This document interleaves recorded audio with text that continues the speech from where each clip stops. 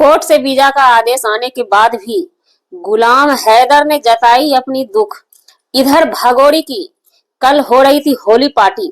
Holi party में जैसे लग रहा था देखने से भगोड़ी अपनी पेट को उतार करके नीचे रख दी है, क्योंकि उनके सपोर्टर जितने हैं जो आते हैं हुलुल जुलुल कमेंट करने के लिए, उनसे कहना चाहेंगे आप भी 9 महीने के प्रेगनेंसी का अनुभव कीजिए, समझ में आ जाएगा। वो छिछोरा वाला हुड़दंग होली जो होता है ना, लड़के सब की टोली में एकमात्र भगोड़ी हैदर ही उसमें थी। और वो पेट उसका कहीं से भी दिखाई नहीं देता था, पेट 9 महीना का लेकर के, क्योंकि वो उछल नहीं सकती। उनका पेट जो है बनावटी पेट है, कभी भी पेट को नीचे उतार देती है और लग जाती है। और भगोड़ी के खुला शॉपिंग का राज, डेली डेली शॉपिंग भगोड़ी करती कहाँ से है, क्योंकि चैनल पे अच्छा खासा व्यूज नहीं आता है। यूट्यूब पे सोशल मीडिया पे कमाने के लिए हमारे मोमिन मलिक सर जी बार बार इसके पंख को पर को कुतेर देते हैं, बार बार कुतेरते हैं। आपको याद होगा पिछले साल ये दोनों लप्पू और भगोड़ी लाइव जब आते थे तो टारगेट टारगेट सिर्फ ये मोमिन मलिक सर को ही करती थी। वो पंख को घुसेर के कुतेर दिए हैं, कतरी लगा के, कैंची लगा करके।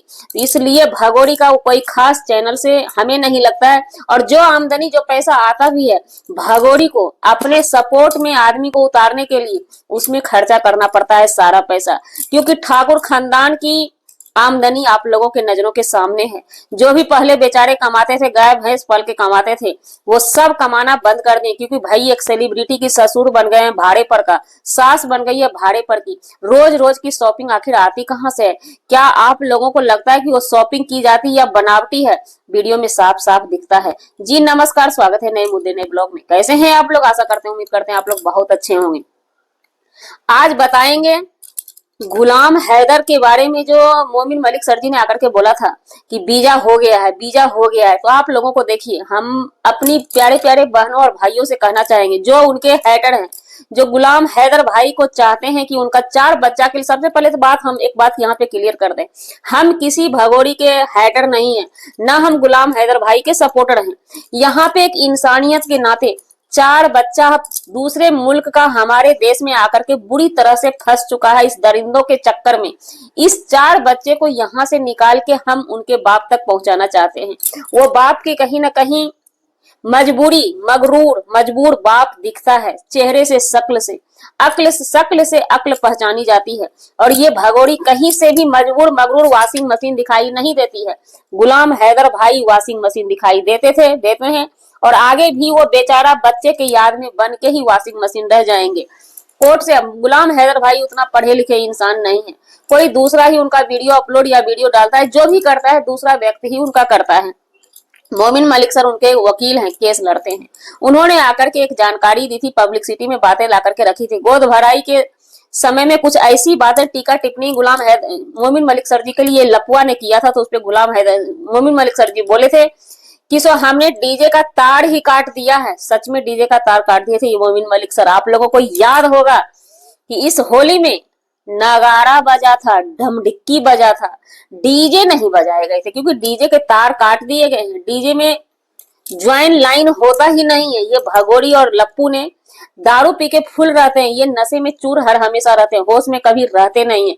इनके बच्चे कहीं और ये पेट उतार के कहीं भी मशगूर नाचती रहती है, क्योंकि भाई सबूत देना है कोर्ट में। ये सोचती है कि कोर्ट में हमारा वीडियो सबूत बनेगा, लेकिन उस वीडियो में ये छाप छोड़ देती है। क्या इस चीज पे आप फोकस नहीं किया? हाँ, सबने फोकस करी है इसी चीज पे। तो मोमिन मलिक सर जी, जो सबसे पहले तो क्लियर हम कर दें कि आप लोग बात को समझते नहीं है। उनके सपोर्टर ही सवाल खड़ा कर देते हैं मोमिन मलिक सर से कि आप कुछ नहीं कर पाएंगे, ये वो। सबसे पहले तो एक बात हम बता दें, अपने देश का कानून बहुत धीमी चलता है।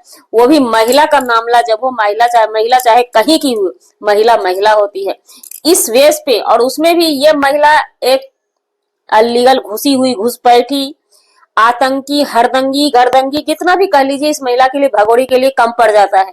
वो महिला के साथ हमारे देश का कानून क्यों हमदर्द जता रहा है, शायद आपको पता होगा। 4 बच्चे की वजह से वो दूसरे मुल्क का बच्चा, 4 बच्चा फंसा हुआ, उस बच्चे का डिमांड किया जा रहा है उस देश से बजाबते।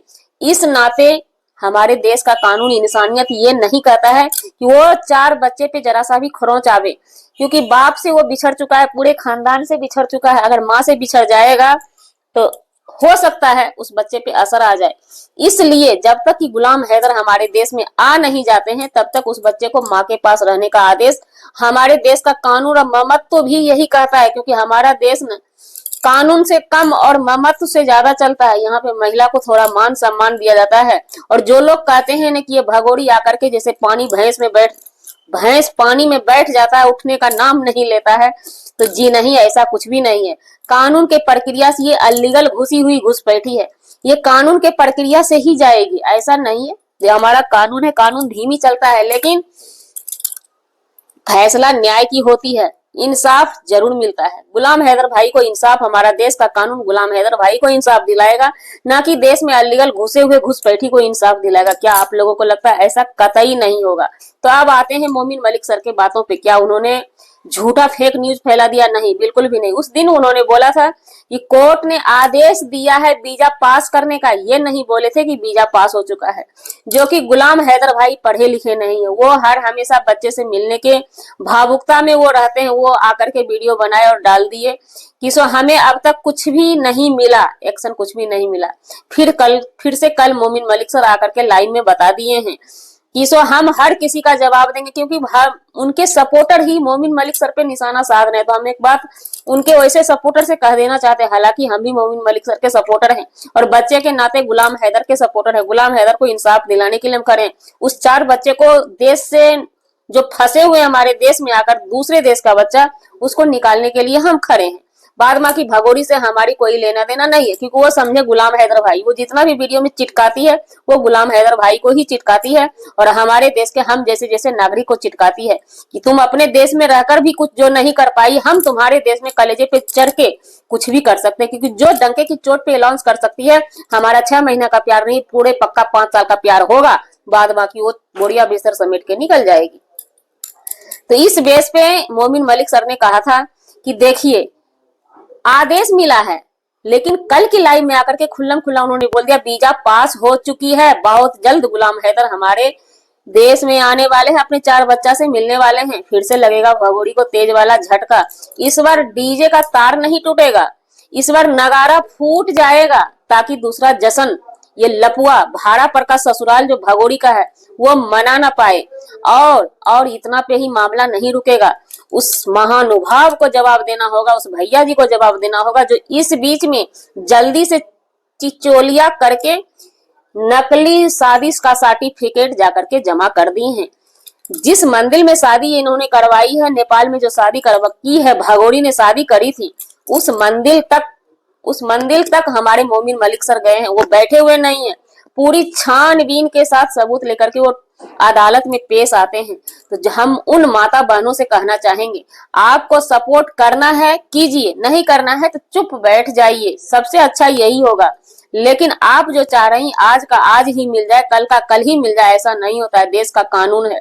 बात रही हम ब्लॉगरों की, तो हमारा काम है ये यूट्यूब चैनल, हमारा काम है, हम किसी के लिए भी आवाज उठाते हैं।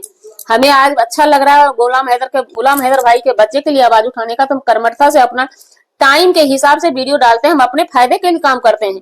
हम मोमिन मलिक सर से क्यों आवाज उठाएंगे? हमें भरोसा है मोमिन मलिक सर पे कि वो एक कर्मठ वकील हैं और सत्यमेव जयते, हमारे अपने देश के कानून पे भरोसा है।